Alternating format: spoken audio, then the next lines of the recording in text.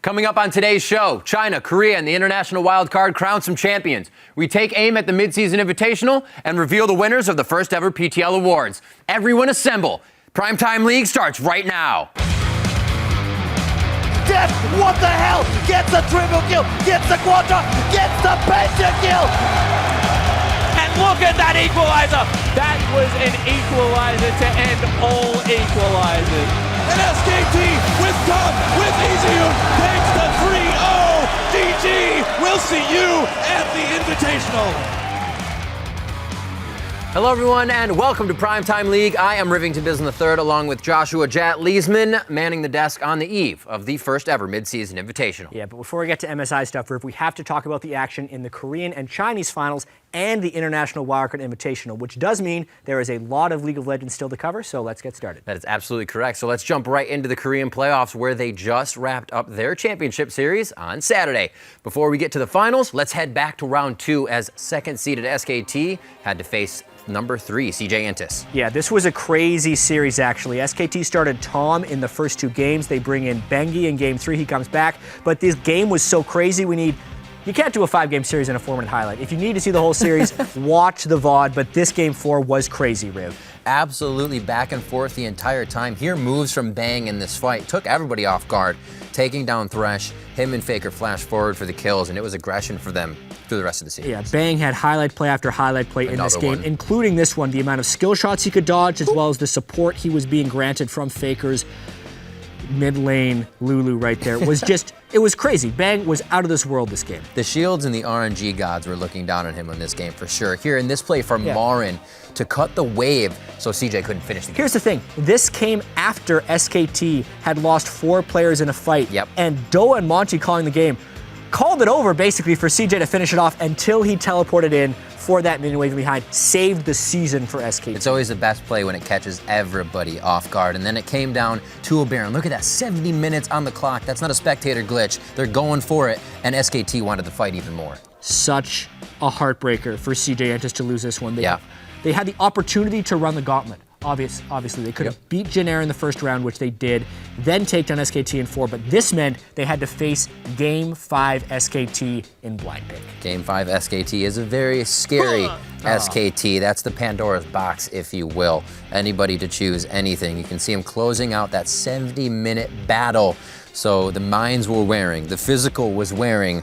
It was blind pick LeBlanc for Faker. You can't ban Faker in blind pick, unfortunately, and he is undefeated in professional play on this champion. Early on, Coco was bullying Faker in lane until the 2v2 began in mid. Thought you were gonna kill him right there, but Bengi coming around, always in the back pocket, and to get Faker going on the Blanc this early, just the assist was the catalyst he needed. Just the assist, and Coco in this next move doesn't use his ult properly. He was trying to shoot Faker back into the turret, just miss it. It cost him his life, but everything was falling apart for them at that point. It was 6 kills to 0 when that solo kill happened, and it just went from bad to worse. Still continue to clean up fights. You can even see fighting past the Azir turret. It's not even a problem for them.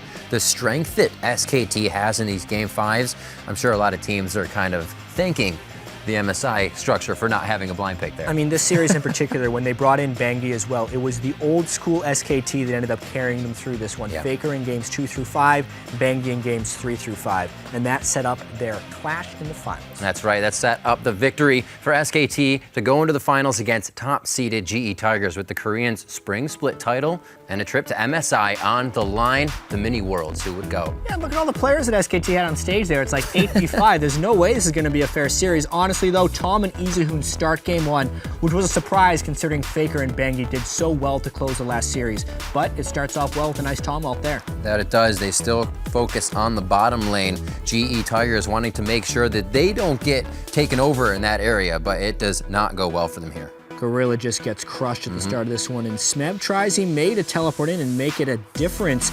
They still ended up losing that skirmish, which kind of sent SKT into the lead, and another great ultimate by Tom.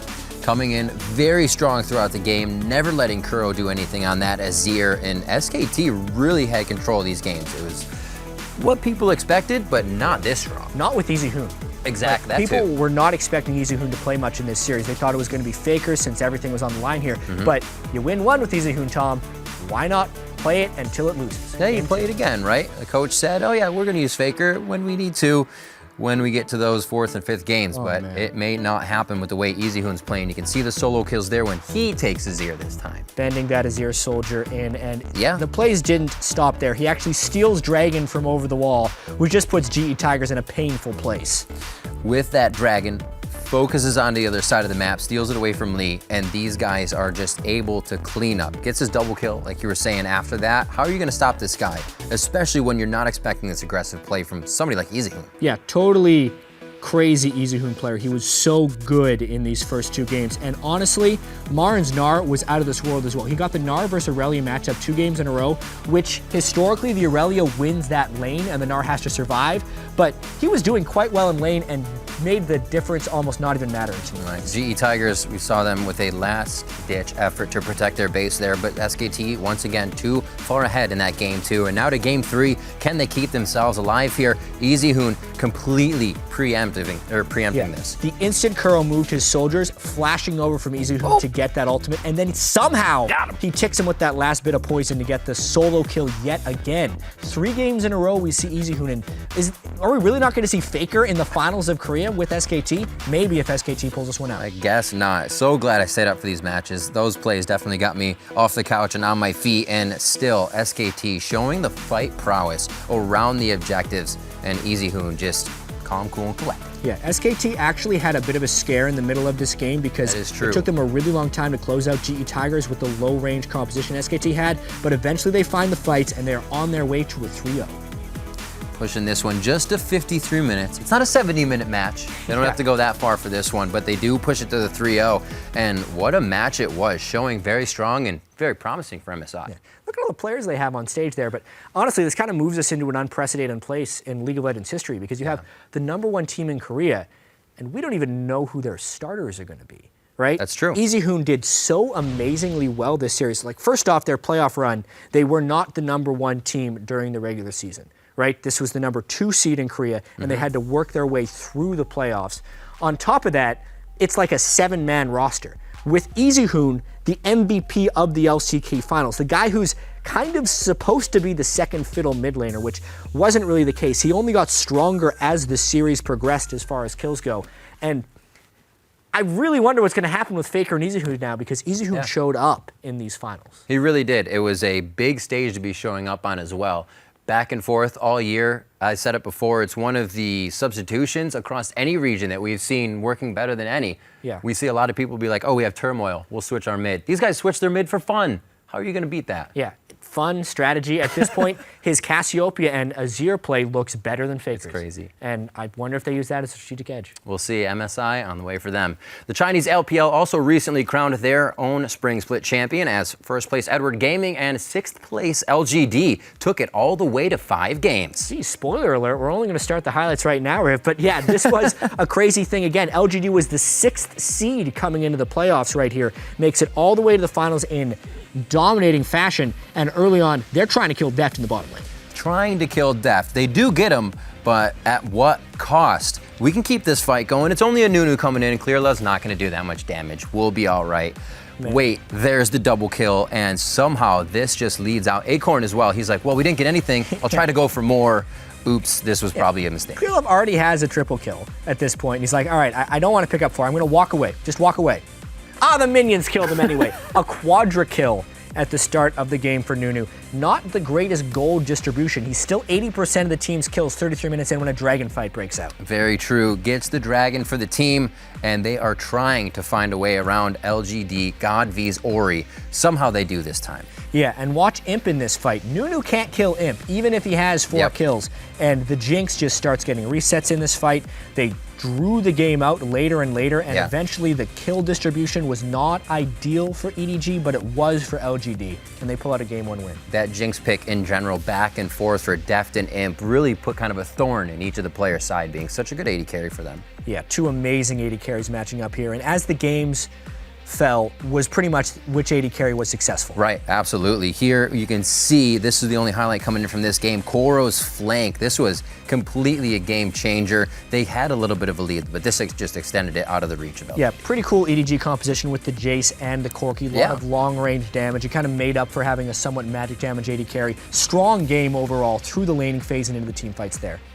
And here we jump into game 3, right towards the top lane. A lot of these fights being extended. Obviously, the tank meta is going to allow for that, and they actually are able to pick up TBQ on this one, coming out of the play as well. Yeah, Koro back on Gnar. Game 1 was his first Gnar loss that he's had as a player. That's true. Now he's back on in game 3. Some really solid plays. Specifically, watch this dragon fight. Watch the Gnar ultimate here. Gnar ultimate and that Sej. 1, 2, and the complete lockdown. There's not much you can do after that. Imp trying to clean up from the outside of the fight, and back and forth. The Sivir ultimate helps him out for a little, but EDG are just able to find what they need here. Just a devastating Gnar ultimate to start that team fight, and it was still pretty close because everyone was so clustered, but look, 5 players from EDG alive at the end of that one, evening the kill score, but taking control of the game. A bit of that death ball action coming out in the LPL League. EDG take it, and we do move on to game 4. 12.5 minutes into this one, we already started the dragon fight. 3-3 as kills have been flying through the game, and it's not going to stop the focus for Imp. Yeah, and Godvy's Orianna is out of this world. Yep. He's so good at that champion. Maybe the best Orianna in the world. Pawn picked Fizz last as some weird counter pick, which, believe me, it's not a counter pick to Orianna in any sense of the word. 4-0 after that fight, and he just snowballs that advantage. Look at that shockwave. Just the ball placement inside the head of EDG there. They could not do much to get around it, and they can't do much to stay alive after these fights either. Great moves by LGD to continue the strength in this series. Such an awesome back and forth series. There was a nice evolution. It's like yo-yo. Nice evolution in the pick ban phase as well. Kassadin was super highly valued. Jace was a nice counter pick to Kassadin. Sometimes you'd see a first pick. Honestly, if Godby stuck with Orianna the whole time, LGD might have had a better chance here, but in game 5, it's actually a twisted fate for Lissandra at mid. And it is a twisted fate on the plate over and over for LGD here. They definitely had in mind what they wanted in game 5, and that's to kill Pawn. Yeah, they used that early roam and the double jungling to actually do a turret dive at the start of the game, and they continued that. Pawn dying under his turret twice within the first 6 minutes.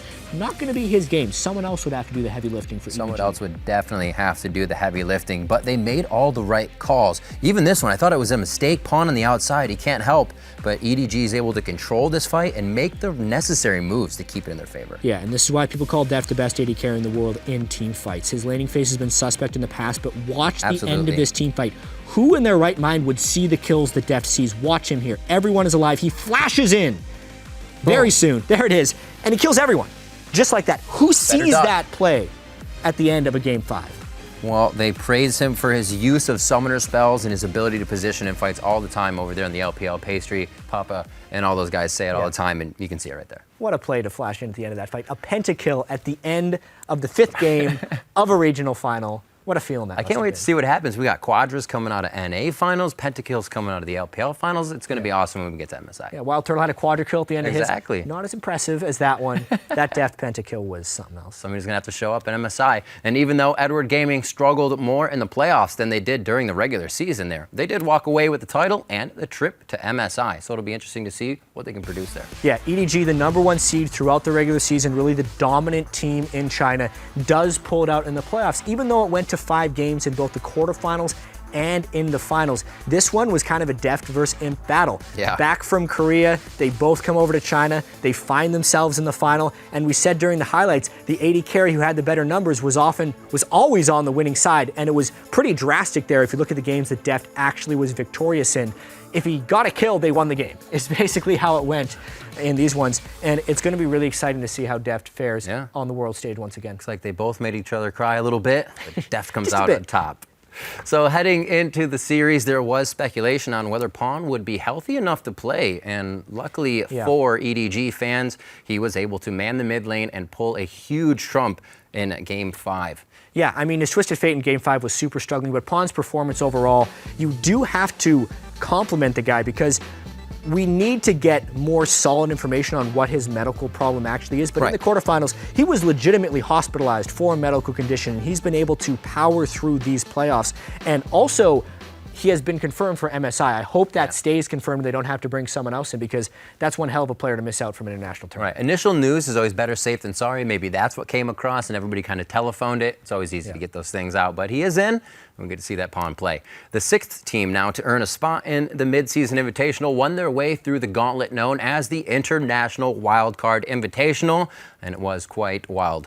Yes, where the finals featured hometown favorite Besiktas versus tournament favorites Esports, and they battled it out quite hard, and these games went the long haul. Yeah, the International Wildcard Invitational games were so crazy. The entire tournament, it was everything you could ask out of having 7 emerging regions fight it out for one spot. Absolutely. And these finals were crazy to say the least. And definitely a lot of nerves coming in for these teams. Definitely. As we see in a lot of these highlights, Ints will have the lead, but the plays just kind of go a little too far. These ones start to work out. The early game, they have what's in mind. They do what they need to, but those plays start to hurt them. Ints had a really up and down IWCI. They had a bad first day, then they looked like the best team in the tournament by far in so many games. This was one of those games where Ints just looked better than the other team. Yang was so powerful at this stage in the game. Kind of big. He nearly kills Nardius while getting 3v1, but meanwhile, Ints actually taking the base. Taking the base, and you can see here, they do want that inhibitor, but they lose Macau. Situations like this continue to happen, continue to domino here in favor of Besiktas. This first game, Ints able to keep control of it for the most part, though. Yeah, you can see all the while, Yang always with that split push threat. Besiktas could just never get them off of the split push game. It didn't hurt that Ints had a 10,000 goal lead for so much of this match. Yeah, able to close out game 1, feeling very confident going into game 2. Besiktas really the favorite here for the region, hopefully able to step up. Playing in front of that home crowd, you know, they wanted to show up. That game 1 loss was difficult, and then they find themselves in the hole so often in this series. But 52 minutes in, they find their way back, try and win a fight at Baron. And with that last fight, Ints was still pushing towers, like you said, to this Baron, and they lock it down. Macau gets that with the Baron, with the Sivir, I should say, and they get Baron and start to run. It's so hard to figure out exactly how he got that Baron. There's chaos going on. It was mainly the Rumble there from Thaldrun that was dominating and so integral in their comeback in this game. Forces game 3, they're 1-1 in the best of 5. And already we jumped 28 minutes in. Thaldrun doing what he can, and taking down Macau here was huge to make sure this turret didn't fall, keeping BJK pretty much on the iron lung. Yeah, Besiktas fighting back from the grave here. They were down 10,000 gold in this game, let's not forget, and Ints just kept getting Baron and forcing that fight over and over there. Besiktas with the steal there to keep themselves alive. So far ahead, still a gold lead here. They lose that Baron, and BJK, Baron again, is coming in very strong. This time INTZ gets it, but they hadn't been able to close the game. Besiktas extends it out over and over again, meaning this team fight means who wins the game. And they kind of pushed themselves into it. One missed ult, and then they fired everything onto the Hecarim. He just backs away, and you can see Besiktas in full control here once the fights start to break out. So crazy. 2 games in a row here, Besiktas came back from a pretty heavy gold deficit. Yeah, this one even more so. They lost a Nexus turret early on in this game, remember, going into game 4 with, I suppose, the momentum from those comebacks. Well, they look to make energy pay right here in the beginning. It's almost like what we saw from the LCK, or I should say LPL games. Focus the mid lane and hope it works, but Theocles comes up huge here. If it doesn't work the first time, you gotta walk away, guys. Jungle from Theocles was huge this game, and then Ints goes for a desperation Baron. It's stolen by a flame spitter from Thaldrun. Besiktas, again with the gold deficit and kill deficit, come back from the grave. This equalizer ended the series. That's like throwing a match into the Baron pit and picking it up. That equalizer did cook the entire team of Ints. That's the last meal they would try to go for, and Besiktas would go for seconds on this one. Yeah, I mean, comeback victory after comeback victory. Yep. Such a story for Besiktas, playing in front of their home crowd as well. Ints was the favorite coming into this tournament. Let's make no mistakes. They weren't the highest out of the group stage, but the faith they had from the Brazilian region behind them, they were supposed to win this one, and Besiktas pulled out the upset. And it's kind of just out there that it's obviously going to be harder for these guys to beat all the teams going in the region, but Kaboom did it last year. They took a team off guard, and that's what they can get is trap games on these teams that aren't ready, that are actually wanting to fly through MSI. Yeah, Besiktas is going to be so difficult for them as they move towards MSI because this is a team, if we look at their laning phase, it was pretty lackluster, even against INTZ. You know, even looking through everything, they narrowly qualified with a 3-3 record in the group stage at IWCI. They only made it through because they had the head-to-head record against Chiefs from Oceania, who were also 3-3. And then, in that first semifinal series, they had to face the Bangkok Titans, who had a 5-1 group stage, but they 3-0'd them, which sent them to the finals in the first place, Riv. Well, hopefully they can find that surge of power here as they get into the MSI finals, or I should say MSI tournament itself. Finals would be a pretty damn good thing for them. Then now get ready for some incoming puns as Freak takes us into your tweets. Thank you very much, Riv. And while I may look like Babraham Lincoln, I am most definitely David Freak Turley. And of course, I'm happy to bring my genius back to the show. Now let's check in with all of our friends in the Twitterverse to see how you did. Last week on PTL, we asked you which team will win the International Wildcard, Invitational, and for a chance at the Hall of Fame, who will win the LPL Finals, and how many total kills will there be in that best of 5? And we just heard earlier, the answer was, of course, the hometown team of Besiktas Esports Club for the International Wildcard, and of course, Edward Gaming winning the LPL with a total of 135 kills in that series. Amazingly, 8 of you were actually able to talk turkey and pick Besiktas to win it all. Nice job. But I'm extremely disappointed that none of you nailed the total number of kills in China's final series, which means that we won't be admitting anyone into the Hall of Fame this week. And don't worry, I, David Freak Turley, am also going to permanently ban myself from the Hall of Fame because I'm here right now. And I didn't get it right either. Sorry, Freakazoids, I apologize. Now, for this week's question, we want you to build your ultimate MSI team made up of 5 players who will be competing at the mid-season invitational. So pick who you think is going to be the best at each role and tweet your 5-man lineup to @LO Esports along with the hashtag PTL. For example, I would choose Huni in the top lane, Santorin in the jungle, Faker mid, Deft 80 carry, and Yellow Star support. Good one, Freak. Oh, I forgot I'm left-handed. Tons of damage! Technically, there are no wrong answers, so I reserve the right to judge your lineups and totally mock you just because that's how I roll. So, while you put together your OP MSI squads, let's head back over to Riv for an in-depth look at MSI. Thank you, totally, definitely Freak. And is it cheating if I just put Faker in at every role? Sure, that's what everyone wants to do. Now, the mid-season invitational begins tomorrow, and I'm joined here by a panel of experts to break down the teams from their respective regions as we size up the competition. First up, we have OGN caster William Chobra Cho from Korea. Next is Garena caster Clement joining us from Taipei. Julian Pastrytime Carr, who not only called the LPL all season long, but who also covered the entire international wildcard tournament. And joining for the first time on PTL, we have Devin Pyrotechnics Young from the European LCS. While holding down the local 4 is, of course, Joshua Jatleesman. Gentlemen, thank you for joining us here on the show. Right on, man. All right, guys, the first thing I need to do for you is to give me a breakdown of each of the team's biggest strengths and most glaring weaknesses in a segment we're going to call Pros and Cons. Jat, we'll start with you and Team Solo Mid.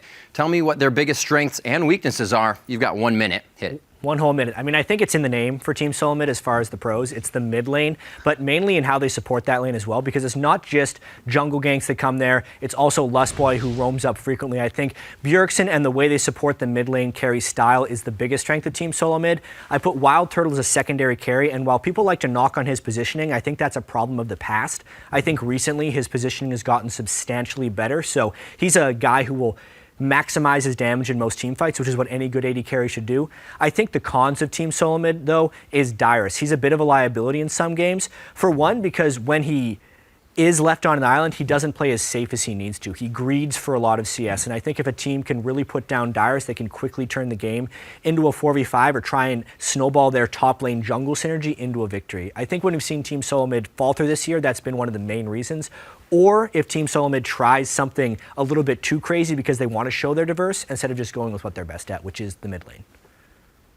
Pace your time. Same question. Edward Gaming's biggest strength and most glaring weaknesses. You're on the clock. I mean, It's funny that we come just after TSM because EDG are almost a supercharged TSM with Pawn in the mid lane and Deft down the bottom for carries. Instead of having one carry though, EDG have two, and when either Deft or Pawn or God forbid both manage to go off, the games get taken over pretty quickly. As far as cons go, it's actually their best performing player, Clearlove, that's their biggest strength and biggest weakness. If he has a great game, look for him to take over and completely carry games on his own without the use of his massive carries, but when he falls behind, when he's not on a playmaking jungler, when he's playing too passively, his team falls apart completely. All right, and Chobra, now looking at you, it's SKT time. Go.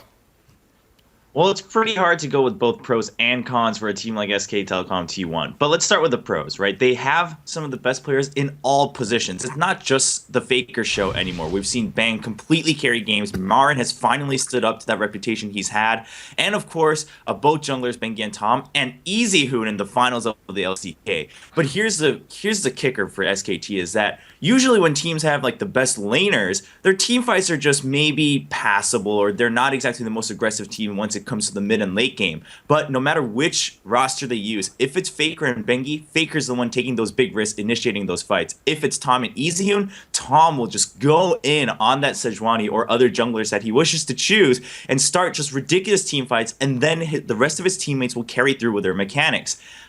I mean, that's pretty unbeatable in my opinion. However, their cons, if we had to list any, I do think Wolf is their weakest link. Wolf just hasn't really shown up to be that he's the superstar of the team, the superstar support in Korea. And oftentimes recently in their matches, Wolf has admitted himself that, oh, you know, I thought we were going to give a comeback to the other team because I got caught out. So maybe if they clean that up, they really will be that perfect SKT once again. Sounds good. All right, Clement, you've been covering the AHQ all year. What are the strengths and weaknesses of the surprise LMS champs? Well, I think that AHQ is one of the best brawler teams we have right now. They have a really unique team fighting style, and because of this patch, their front lines aren't that easy to kill, so they can go on you anytime they want. Another pro they have is that their bot lane, Anne, has been super dominant this season. 84% kill participation in this playoff match, incredibly good.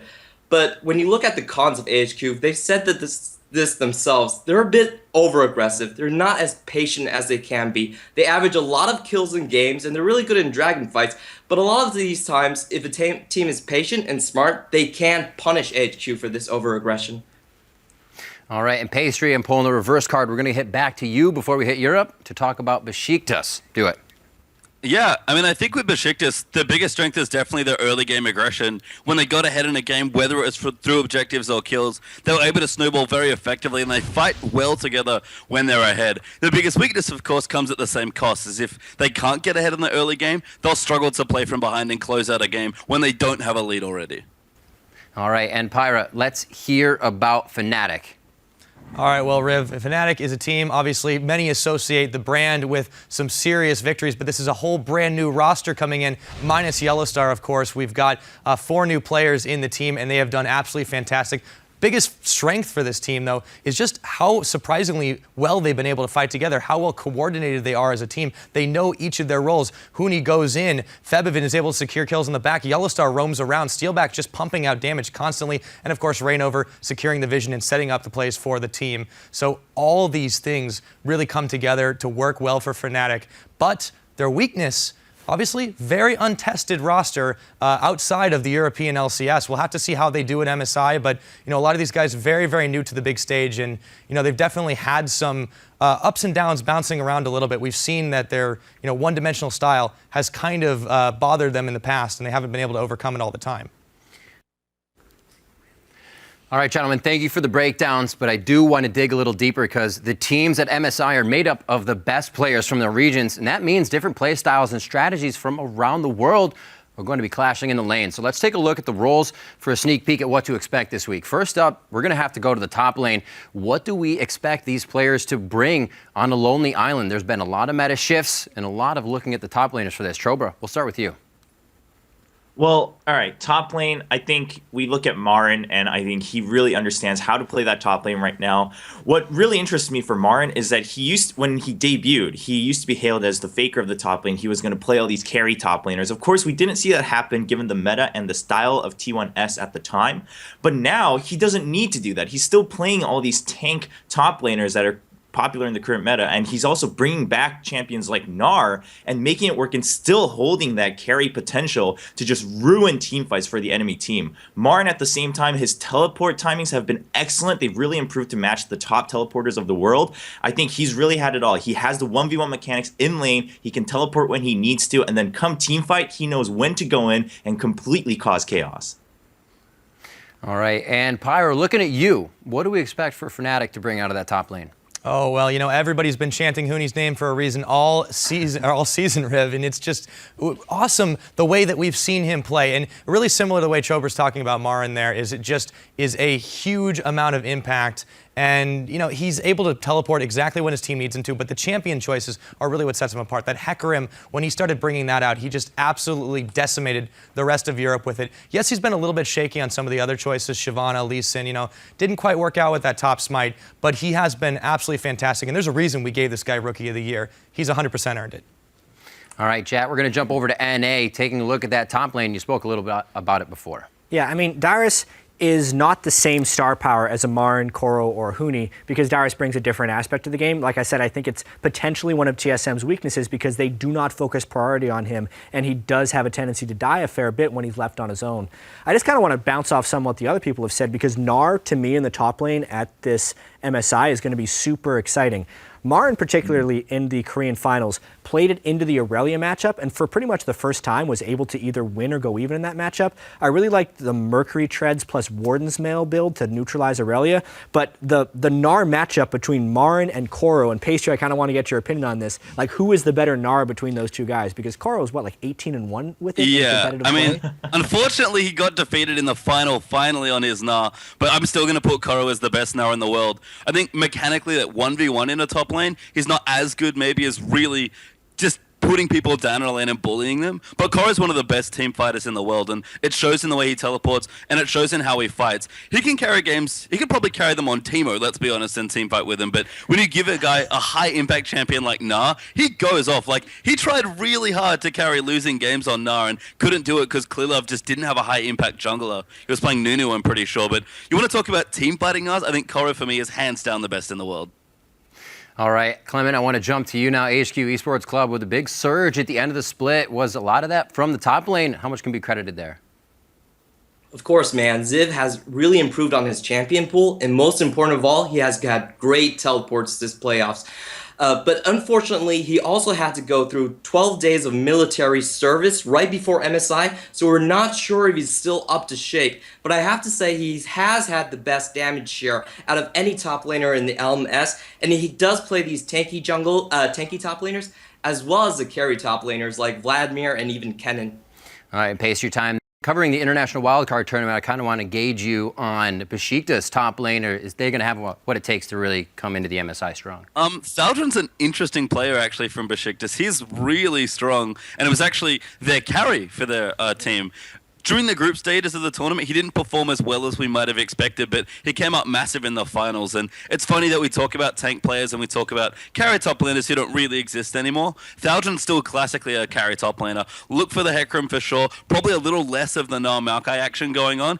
And if he plays his Riven, he didn't play it in the tournament, but it's his favorite champion, and that's a big carry he could pull out as well. Obviously, the team comes in probably as an underdog, but Thaldron can certainly look to upset some people, especially if he plays something nice and fancy like Riven.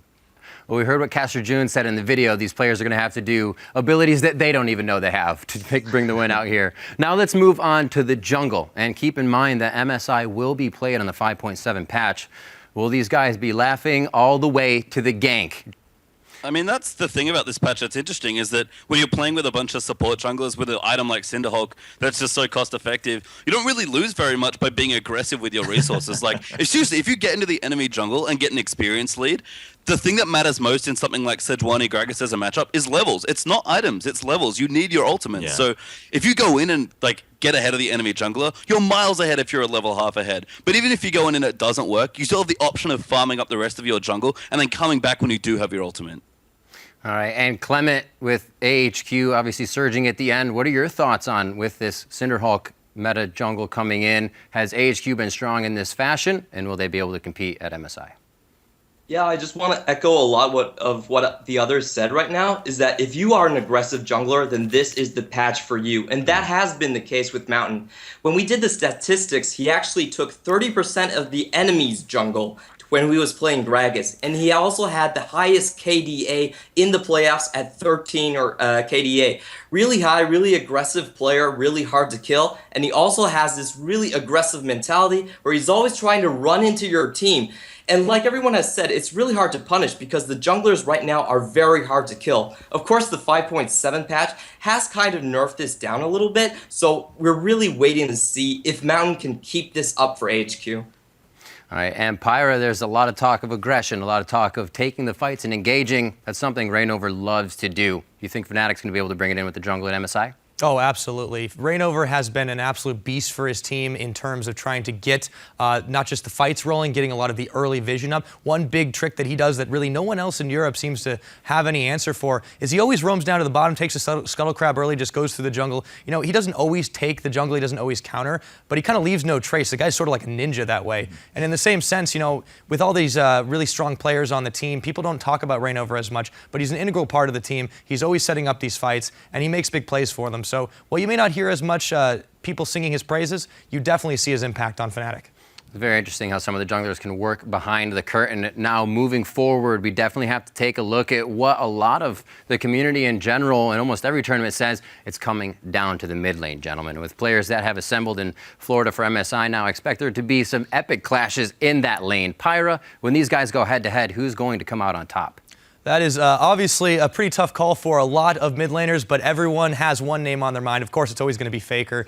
You know, I mean, they didn't really need him for the finals that SKT did, so it's going to be hard to call for the rest of the teams, but I think he's definitely got the edge there. But we might see some Easyhoon action. I don't want to take all of Chobra's points, so I'll let him discuss that. Well, I mean, I think it's the main point that we all have to talk about, right? Is like, who's it going to be, Easyhoon or Faker? Because I'll let you go in a second, Chobra. Like, I'm wondering at this point whether Easyhoon is a better fit for that team than Faker when Tom is in specifically. Of course. Tom is like such an aggressive jungler when he's on, like his feast or famine style. If he makes an initiation, you almost want a mid laner who is less susceptible to ganks because he's not going for as many big plays. But then we saw Easyhoon get 2 solo kills in the finals. Like at this point, when they use him to win the championship 3-0, I'm wondering how much Easyhoon we're going to be seeing at MSI. Yeah, so I might get a lot of hate for this, but I'm gonna put it out there. I think it's all right. And there's actually a small community in Korea too, within like the larger League of Legends community that believes this, is that we might be seeing a time here where Easyhoon actually is rising as the best mid laner. And I know it's just blasphemous. I think that's reasonable. I think it's reasonable. But I think it's reasonable because, like you said, Jat, Easyhoon. Like, he was never a bad mid laner, but the problem was that he was too passive. He was safe. He would get you the win if you went to 50 minutes, right? He would get you the win if he could play Ziggs and farm all the lanes for the 30 minutes starting at the 20-minute mark. But suddenly, yesterday, we see him going for those tower dives. We see him flashing in lane for a 1v1 kill against Kuro. I mean, this is, like Doa said in his cast, who is this guy? I mean, this is not something we'd ever expect from Easyhoon. And I do think, actually, it pays off better because we've seen this time and time again, even since Season 1 and Season 2, where we have these risk takers in mid lane, and they'll be the superstar, but oftentimes they'll also be the bane of their own team. I mean, I think about, for instance, Reginald when he was playing for TSM. He was the superstar of the team, but sometimes his risks wouldn't really pay off for TSM as a whole. We're seeing that a little bit with Faker these days, where he's still going off, and sure, his mechanics still hold him up, but does it really pay off for the rest of the team? It works when Bengi's in there, because Bengi is generally much more of just a macro jungler. But when Tom's in, I totally agree with you, Chad. I think Easyhoon really just rounds out the team better. And when he needs to take advantage of the lane 1v1, he'll do it. So I'm actually favoring Easyhoon as the better mid laner and strategically better for SKT. However, you know, maybe Coma will go for some fan service and let that Faker versus Bjergsen happen. Yeah. It's going to be very interesting. I got to definitely touch on with Pastry here because you still have a world champion in Pawn in that mid lane who took another team to first place in the region. Pastry, what's the power like coming out of the LPL? Pawn's not bad at League of Legends. No, he's really, really good. He's all right. Like, apart from the Super Goku like Game 5 story versus World Elite where he came out and like hard carried a game on Kassadin, Pawn's ridiculous. Like, Pawn is mechanically amazing. He loves to 1v1 people. Fantastic team fighter. Can play just about any champion. And for me, for all of the superlatives I can throw at Pawn, his biggest trait for me is his flexibility. He is liquid in that mid lane. He will play anything you want. If it's an AD, he'll play it. If it's a support, he'll play it. If you need a Twisted Fate, he's in there. If you need an Assassin, he's in there. His LeBlanc draws bans constantly and for good reason. His Lulu's great. His Twisted Fate's great. His just about everything's great. He still plays Fizz because he's crazy. Like, Pawn's insanely good. He's probably the best looking player in the LPL. Not the best performing. I think Clearlove or Def probably holds that right at the end of the season. But he's the strongest looking player from China, and that is a scary thing to say about any player. Yeah, and don't forget, he did regularly beat Faker.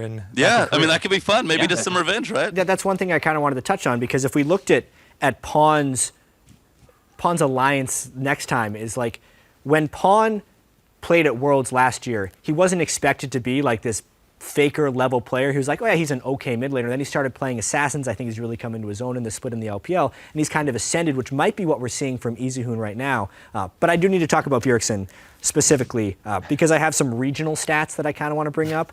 Bjergsen dominated North America more than any other mid laner dominated their own region of the major regions we've seen here. He averaged a 1,000 gold advantage over his opponent at 20 minutes during the regular season. There was one game in the entire regular season where he did not have a gold advantage on the opponent mid laner at 20 minutes, and that was a 10 gold disadvantage. Like, Bjergsen has been so head and shoulders above everyone else in North America, and he does have, whether it's a small sample size or not, a lot of international experience, some victorious. You know, he's been to Worlds last year. He experienced that.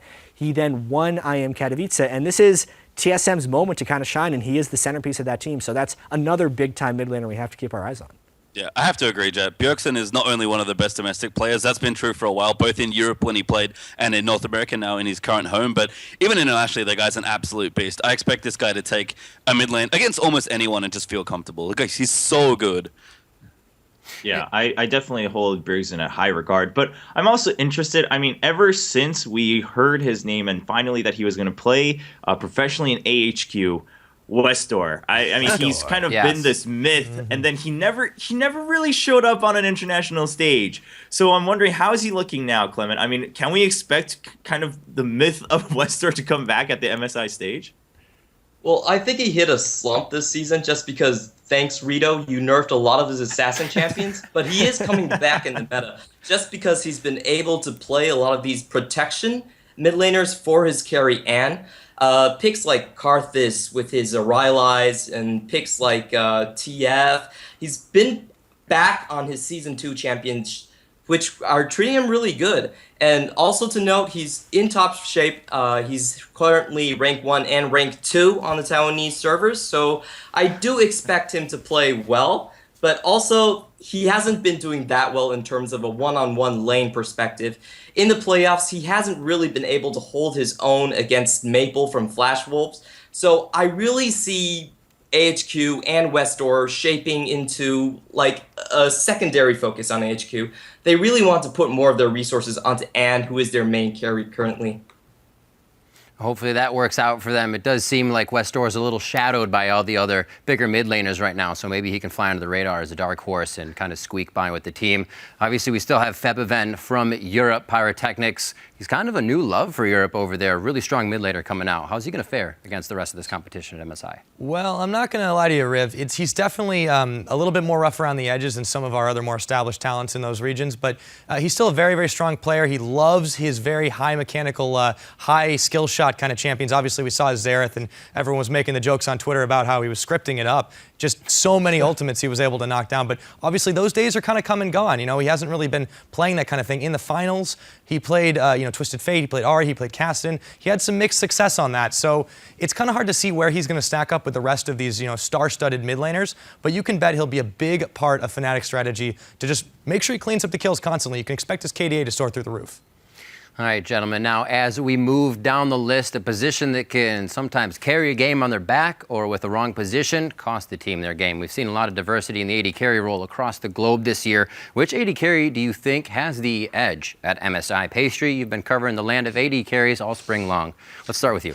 Yeah, China, of course, known as the land of AD carries for a while. Put in some Korean players, and as it turns out, the Koreans are still really good as well. Deft, not only did he miraculously win his team the Game 5 against LGD. He beat Imp, by the way, to do that. Another decent Korean AD carry that now plays in China. Deft's an incredible player. Like, he was maybe quiet as far as players go just because Klilov was playing surprisingly well and Pawn was just styling all over people in their wins. But Deft has been consistent. He's won many an MVP award as a result for his play. And he's kind of turned from, your quiet little AD carry that was really good at team fights in the late game to an incredible laner with his new support Mako. He can get solo kills. He can do lane swaps. He can kill people in the mid game and carry games there. He can go to late on Jinx and Kog'Maw and still win. Deft's one of the best players in the world. And I expect him to really want to prove that on a big stage like MSI.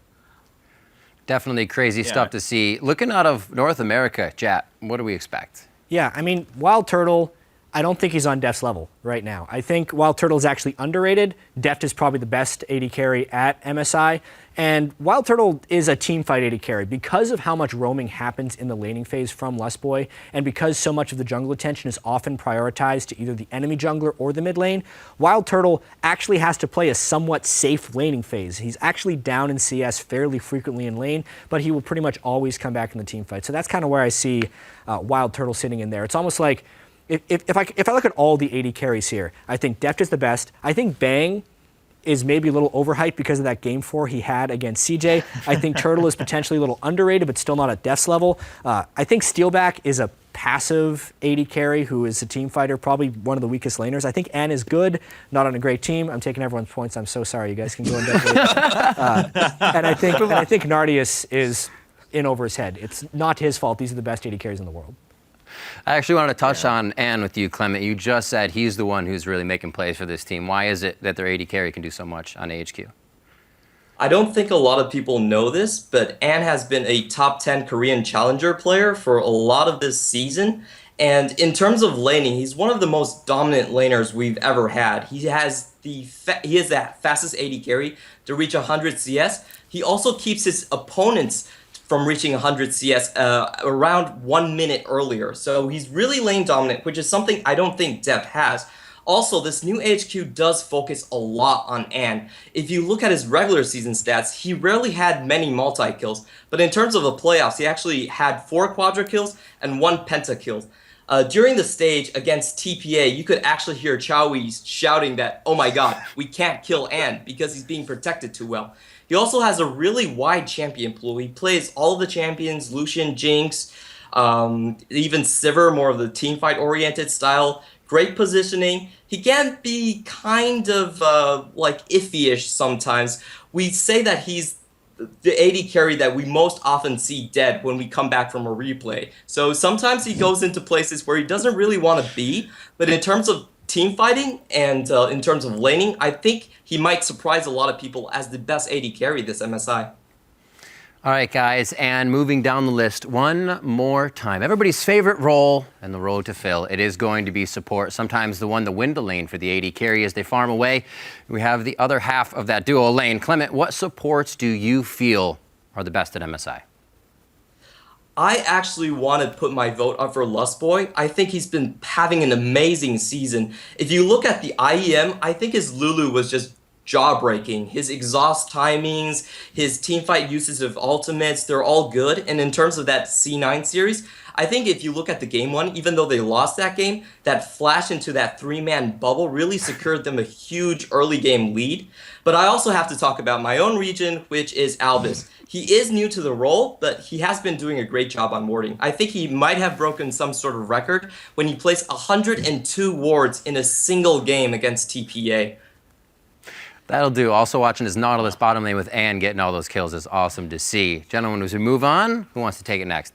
Oh, I'll grab this one. I got to put my stake in the ground here, Riv, because Yellowstar is an absolutely fantastic support. Everybody knows that. There's this guy, he's gotten 4 titles in the European LCS. He has been around forever, and it's not just his mechanical prowess that people talk about. It is absolutely his ability to lead this team. He's built this one up from the ground, with their coach, of course, Daler. But, his style of calling, his style of play, roaming around the map, setting up early picks. I mean, this is what Fnatic thrives on. They take the game, they throw it into a state of chaos, and then they just come out on top, able to skirmish, able to fight over and over and over again. And you can see it in some of these high-engaged champs. His Leona made a big comeback during the season, and you could see just how deadly it was.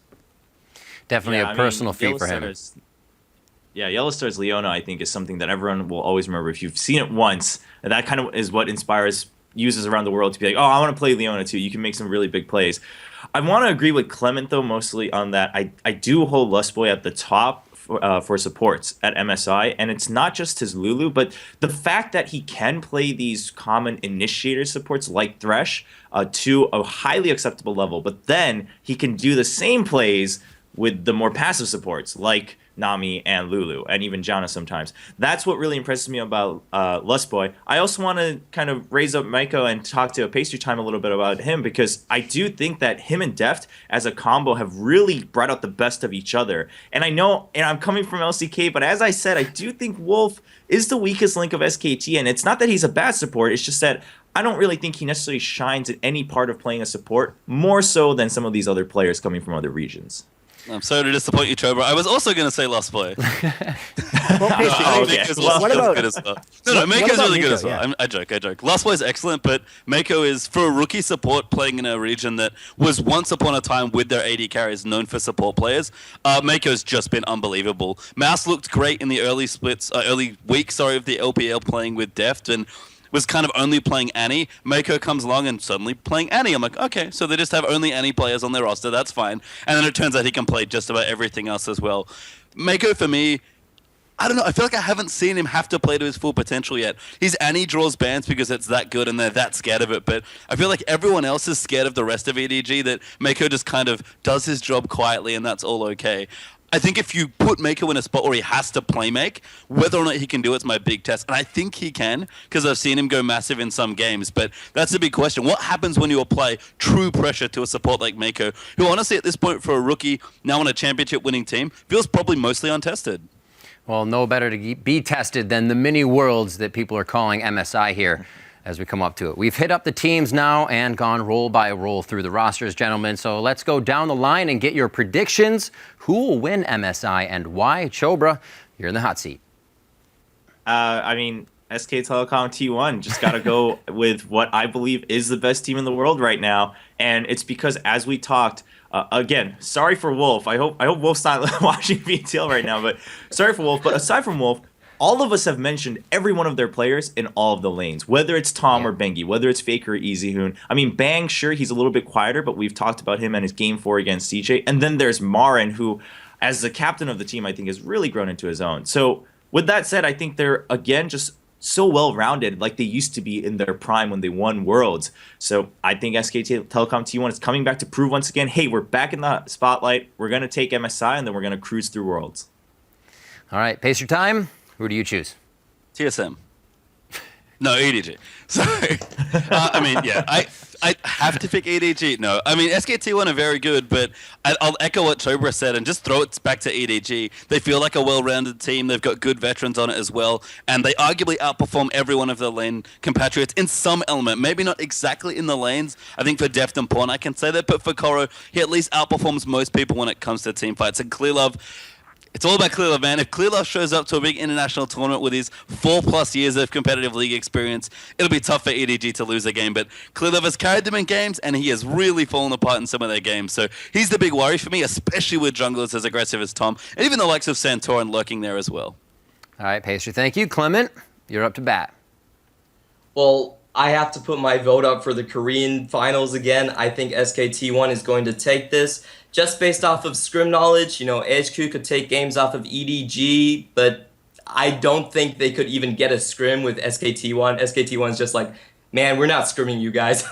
So I just think that because they have such high pressure, like from their laners, like if they put Faker on, he's going to draw a lot of attention, and the crowd's going to get behind them. And also they have this variability where they can place different junglers, they can place different mids, and they also have a lot of styles to play with. I just don't really see any team just taking SKT1 off. This is their tournament for sure. All right, sounds good. Pyra, pick it. All right, Riv. Well, it was a much easier decision to make before we saw the finals where SKT, just took that big 3-0, and they did it, of course, without Faker and without Bengi. But they look like a very strong team all around. They have a lot of different dynamics that they can go with. They have a very, very hard to call out and hard to prepare for style. But I still am going to give this one to Edward Gaming. They've been a consistent rock in their region. They've been at the top level all the way through the split. I don't see that changing anytime soon, and I don't see it changing for MSI. So I'm going to give this one to the boys from Edward Gaming. All right, and Jat, I will let you have the last word. Oh boy, can I do percentages just so I'm not just saying one team, because I think it's somewhat competitive. I'm going to make as many regional enemies as possible right here. I give Korea a 40% chance of winning with SKT because I do think they're the favorites overall. If I go down the line, I need to remember my percentages. I give TSM and EDG the same chance, probably about 20-25% chance of winning. I think EDG, the points Pastrytime brought out, but I think TSM, I am kind of Itza should not be overlooked. The fact that they dismantled CJ Entus, the fact that GE Tigers went there and were destroyed by Team WE, who then went back to China and was better, but still not the best. So I think there's a lot of stuff there. I think Europe is a little over-aggressive. They still need a little bit more time. I give them the next most percentage at like 10. And then I look at AHQ and the international wildcard team. I don't know what I have left, but like 5% and 1 for those guys. Can someone on Reddit please check Jat's math? I really want to know if he's wrong. That's all Definitely not, because I didn't have any room for the 1. But there we go. All right, thank you so much, gentlemen. We'll find out who was right over the next 4 days. It was a pleasure to have you all here, and we'll talk to you again very soon. And if you are looking to join fellow league fans and watch the midseason invitational finals, Coca-Cola is teaming up with Cinemark Theaters to host viewing parties from coast to coast all over the country. Not only will attendees be able to catch the best of 5 series on the big screen, but they will also take home a collectible Heimerdinger Cup. I want one myself. 15 different locations across the United States will raise their dongers this Sunday, May 10th. And for more information, check out lolesports.com/VP. But you can sit back and grab the popcorn right now because Kobe is here to present the winners of the first ever PrimeTime League Awards. Thanks, Riv. Definitely looking forward to those games. But before we name a midseason champion, we have some highly coveted awards to hand out. And remember, these awards are voted on by you, which makes them all the more exclusive. So without further ado, let's roll out the red carpet and reveal the winners of the first ever PrimeTime League Awards. First up, let's give out the award for the best new LCS meme. The nominees were, by far, from SK Gaming's AD carry Forgiven, Team Solo Mid support Lessboy with Lessina, and from Counter Logic Gaming failing to beat Team Solo Mid when their coach's hair was on the line, Hot Pink GG. And the winner of the first ever PrimeTime League Award for the best new LCS meme is Lessina with 52% of the vote. Congratulations, Lessboy. Once again, you beat Hot Pink GG, and you've revolutionized the Twitter game of all North American LCS pros. Up next, we have the award for the most huggable pro player. The nominees are Fnatic's top lane phenomenon, Huni, the evil mastermind from Team Impulse, Xiao Xiao, and from the LMS Yowie Flash Wolves, Steak. And the winner of the first ever PrimeTime League Award for the most huggable pro with 65% of the vote is Huni. I guess we're going to have to get started on some Huni plushies for the store. I'm sure those would be bestsellers. Now I'd like to welcome the delightfully huggable Huni to PTL. How are you doing, Huni? Oh, it's really cool because I get I winning most huggable player in the world. Yeah, you've won a lot of awards this spring split. You won the Rookie of the Year. Now you've just won the most huggable pro player. You guys won the split. Which one of those actually means the most to you? Of course, I like everything, but for me, it's most important is winning in spring split because it was my first experience about a professional player, and then I can be like first professional player, and then I'm first season I winning, and then it's really cool. Yeah, that makes a lot of sense. So are you really huggable, or is it just a trick to fool the other team? Yeah, if they do think about me, it's like sweet and huggable and like it's really nice. But if they do think about that, maybe I can smash them like that. All right, Huni. Well, thank you, and good luck smashing your opponents at the MSI. Congratulations on winning the PrimeTime League award, and I'll also be at the MSI, and I'll hope to get a real-life hug from you then. Of course. If we gave away an award for the best mic check performance, I'm sure that Huni would have won that too. But we didn't, so let's move on to the award for the best dressed team. And the nominees were from Korea's LCK, the GE Tigers, from the European League Championship Series, the Unicorns of Love, and from China's League of Legends Pro League, Gamti. And the winner of the PrimeTime League award for the best dressed team is Korea's GE Tigers. Well, at least they won something this year. Too soon? Finally, the coaches became an integral part of the LCS onstage experience this year, and they've contributed some unforgettable moments. So our final award is for the best LCS coach's handshake. Nominees are former COG coach Scar's non-handshake, Dignitas Malexia with the sweet dance moves, and finally, the devastating duo Q of Leviathan and Sheepy.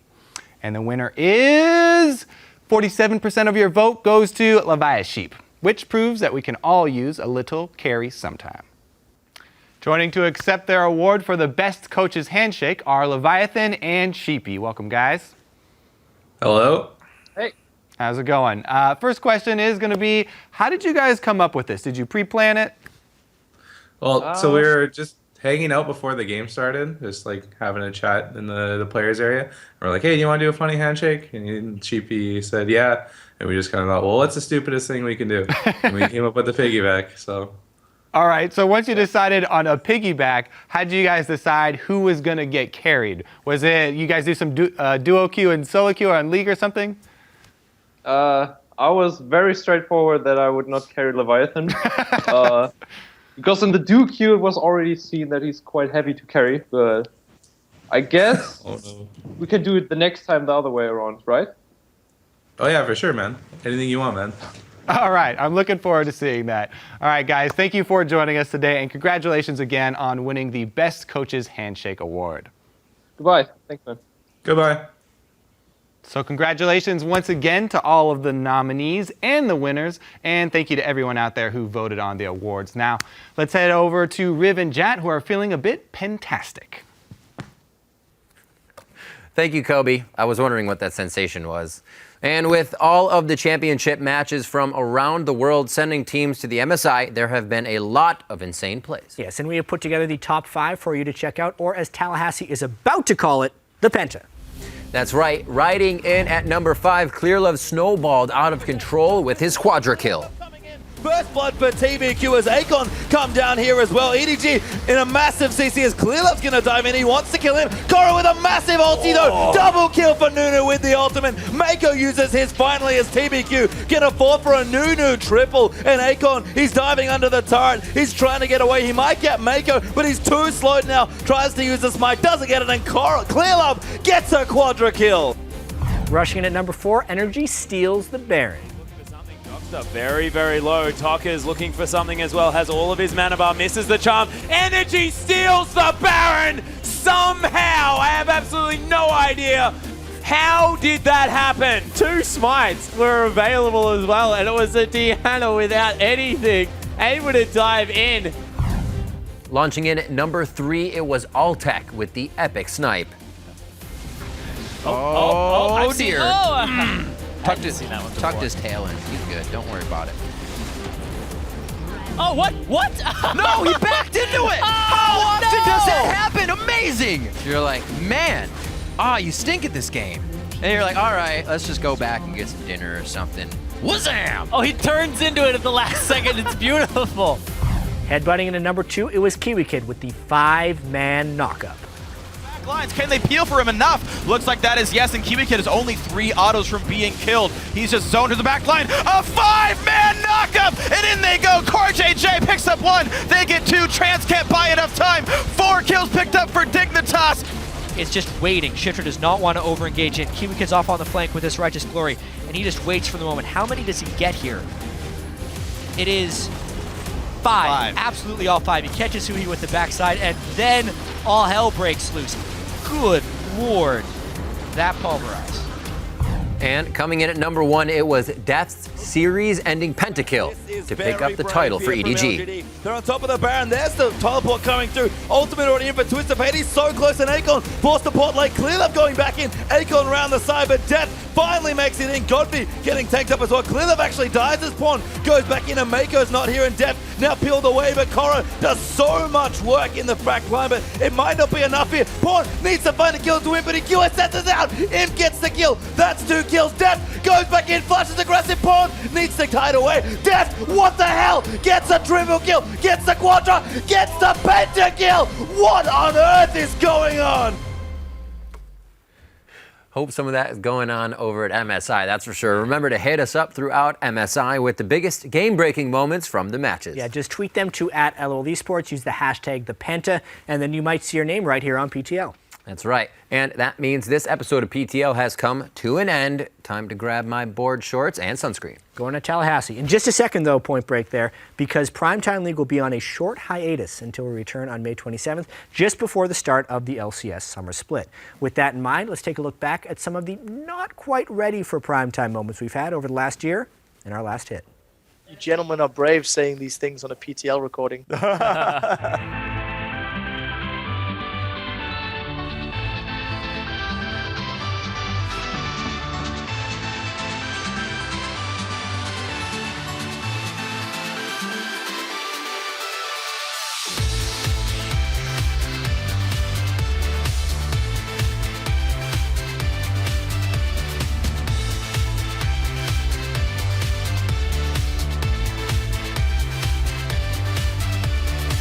Lescina with 52% of the vote. Congratulations, Les Boy. Once again, you beat Hot Pink GG.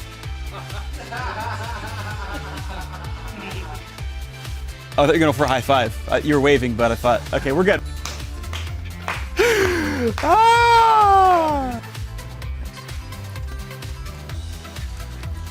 That was close. It was only hair.